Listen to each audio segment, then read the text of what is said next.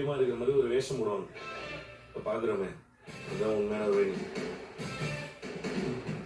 ரோஹிணி இல்ல, கல்யாணி. கரெக்ட் தான்.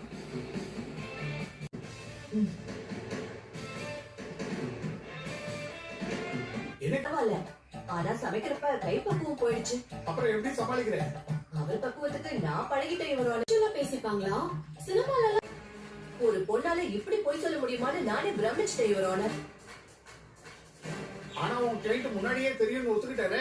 ரோஹிணி என் கிளையண்ட கன்ஃபியூஸ் பண்ணிட்டாங்க இவரோட. நீ சொன்னதுல உறுதியா இருக்கியா? உண்மையை முன்னாடியே சொல்லிட்டியா? ஆமாங்கய்யா, நான் உண்மையை சொல்லிட்டேங்கய்யா. அது மனோஜோட மனசாட்சிக்கு தெரியும். ஆட்சி சொல்ல கூப்பிட முடியாதுமா. அப்படி முடிஞ்சா எல்லா கேஸும் சீக்கிரம் முடிஞ்சிடும். பொய்ன்னு நிரூபிக்க என்கிட்ட 2 உண்மையான சாட்சிகள் இருக்கு. அவங்கள விசாரிக்க பெர்மிஷன் கொடுங்க இவரோட. ரோகிணியோட ரொம்ப வருஷ ஃப்ரெண்ட் இவரோட. அவங்கள விசாரிக்க பெர்மிஷன் வேணும் இவரோட. கிராண்டட். Thank you. வித்யா,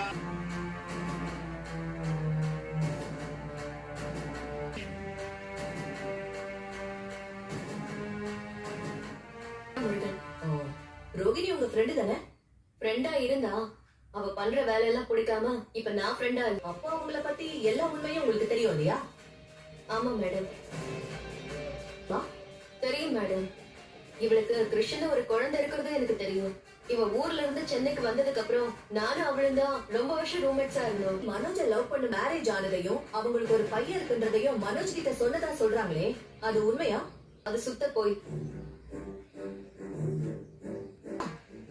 ஆமா மேடம், உண்மைய மறைச்சுதான் ரோஹிணி மனோஜ மேரேஜ் பண்ணிக்கிட்டா. நிறைய போய் சொல்லி அந்த குடும்பத்தையே இவ ரொம்ப ஏமாத்தினான்.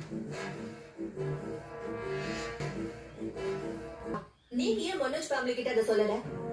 அந்த போய்க்கெல்லாம் நானும் அவளுக்கு உடந்தையா இருந்திருக்கேன். அதுக்காக நான் மன்னிப்பு கேட்டுக்கிறேன்.